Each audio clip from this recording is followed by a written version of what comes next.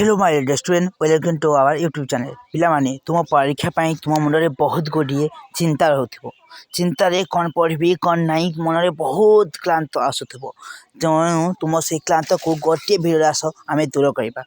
तुम्हें जदि साहित्य रे फुल मार्क रखा चाहती ताहले गोटे कथा मानतु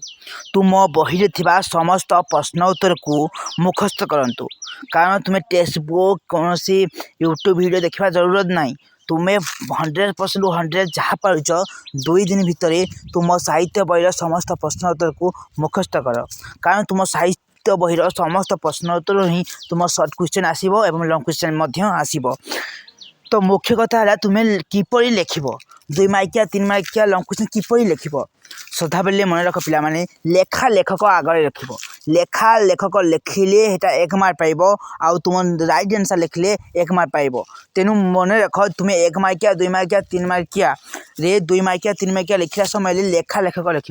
कवि एवं कविता प्रबंध और प्राबंधिक यह एकांकिका एकांकिका नाटकार तो या लिखा कहीं भूलतु ना कारण लेखा लेखक लिखा द्वारा ही गोटे लेखक तुमको फुल मार्क देव आउ अक्षर सदा बेले गोल करने को चेष्टा कर जदि तुम अक्षर गोल होना ताहले किपरि करिब पिला माने जेतेबेले तुम अक्षर गोल होना ताहले तुम ध्यान देव टी छाड़ी छाड़ी लिखा छाड़ी छाड़ी लिख पॉइंट बाय पॉइंट लिखा द्वारा ही तुम मार्क बढ़ तेणु तुम्हें पॉइंट बाय पॉइंट ही लिख है पिला माने कारण तुम परीक्षा रे तुम्हें जेपरी 99 मार्क रखा चाहो ना तुम्हें से पॉइंट बाय पॉइंट लिखा पड़ो एवं अक्षर सुंदर करने को पड़ो एवं बेस्ट सिलेक्शन हो तुम साहित्य बहीर समस्त प्रश्न उत्तर को मुखस्त कर पिला माने तुम यह हूँ तुम परीक्षा बेस्ट सिलेक्शन कौन क्वेश्चन नाई तुम्हें कही पार कि ये क्वेश्चन पढ़ो ये क्वेश्चन नाई तुम्हें जोटा न पढ़ो बोली से क्वेश्चन ही परीक्षा पढ़ो किंतु तुम्हें जो परीक्षा को अनदेखा कर से प्रश्न ही परीक्षा आसो तेणु तुम्हें कौन प्रश्न को अनदेखा कर ना तुम साहित्य बही जिते गुड़िए अच्छी सबको मुखस्त कर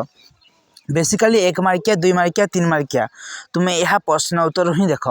कारण तुम साहित्य बहीर प्रश्न उत्तर ही आसो आउ कौन बाहर आसो ना तो पिला माने मन रख तुम्हें केबे हेले भी टेंशन होनी मु पढ़ीनी कौन करी या भाव ना हाँ मु पढ़ी ना आज पढ़ी हाँ मु किसी जानी ना आज जानी यह तुम मन रख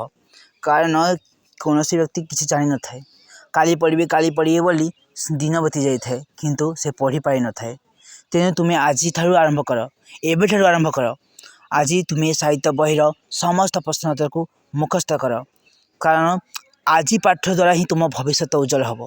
तुम्हें क्यों दिन पढ़ी न सेटा भूली जाओ आज ठारू ही तुम लेखा पढ़ारे आरंभ दियो तुम्हें समस्त प्रश्न उत्तर को मुखस्त कर आउ कौन सिलेक्टिव क्वेश्चन को आशा कर ना तुम्हें केवल तुम साहित्य बहीर समस्त प्रश्न उत्तर को ही मुखस्त कर बारंबार कहूँ जदि तुम साहित्य बहीर प्रश्न उत्तर जब क्वेश्चन न आसी ताहले एग्जाम हॉल आसला मत तुम्हें समस्ते कमेंट बॉक्स रे गाली देव मुझे एक्सेप्ट करी कारण मु 5 वर्षर अभिज्ञता अनुसार कहूँ कारण जिते वर्ष पर्यंत मु क्लास करी समस्त को कही साहित्य बहीर प्रश्न उत्तर ही पढ़ कारण से ही आसी जदि तुम्हें भूल भावुच ताहले तुम्हें पूर्व वर्षर क्वेश्चन को देख पूर्व वर्षर क्वेश्चन गुड़ देखला तुम्हें जापर जे सब साहित्य बहीर ही आसूची पिला माने मन रख साहित्य बही को बारंबार पढ़ कारण तुम बहीर ही उत्तर आसो कौन टेस्ट पेपर आकु नुहे तेणु मन रख तुम्हें सदा बेले ही पढ़ मु बारंबार कहूँ आउ जदि तुम्हें न पढ़ीच ना परीक्षा निश्चय पश्चाताप कर तेणु थरटी ही पढ़ कारण भल भाव पढ़ले तुम्हें 90 मार्क सियर रख तो आज वीडियो एतिकी रही देखा गोटे नुआ वीडियो जदि तुम कौन विषय डाउट अच्छी ताले कमेंट बॉक्स कर मुझे यथाशीघ्र वीडियो अपलोड करी जदि तुम्हें कौन दरखास्त पत्र लिखन कि सरलार्थ किपर लिखबू दीर्घमूलक उत्तर किपर लिखबू जानू ना ताहले कमेंट कर मुझे अपलोड करी जहाँफल तुम जापर किपर लिखी है पिला माने तो रही देखा नुआ वीडियो आपण मन कमेंट अपेक्षा रही है रही जय जगन्नाथ जय जगन्नाथ।